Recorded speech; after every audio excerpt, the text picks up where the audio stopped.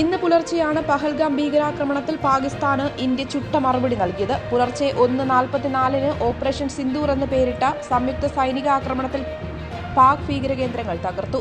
9 കേന്ദ്രങ്ങളാണ് ഇന്ത്യൻ സൈനികർ തകർത്തത്. 80ഓളം പാക് ഭീകരർ കൊല്ലപ്പെട്ടെന്നാണ് പുറത്തുവരുന്ന വിവരം.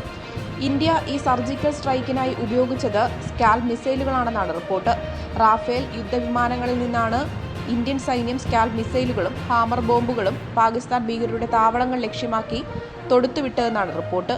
ഇന്ത്യൻ നാവികസേനയുടെ പിന്തുണയോടെ ഇന്ത്യൻ വ്യോമാതിർത്തിക്കുള്ളിൽ നിന്നാണ് ആക്രമണം നടത്തിയെന്നാണ് സൂചന. സ്കാൽപ് ക്രൂസ് മിസൈലുകൾ ലക്ഷ്യം തെറ്റാതെ തന്നെ ഭീകരരുടെ കേന്ദ്രങ്ങളെ തകർത്തു. കര, നായിക, വ്യോമസേനകളുടെ കൂട്ടായ പ്രവർത്തനമാണ് ഈ സർജിക്കൽ സ്ട്രൈക്ക്. ദീർഘദൂരത്തിൽ ശത്രുവിന്റെ പ്രദേശം തകർക്കാൻ കഴിയുന്ന മിസൈലാണ് സ്കാൽപ്. ഓപ്പറേഷൻ സിന്ദൂർ ആദ്യഘട്ടമാണെന്നും സൈന്യം അറിയിച്ചു.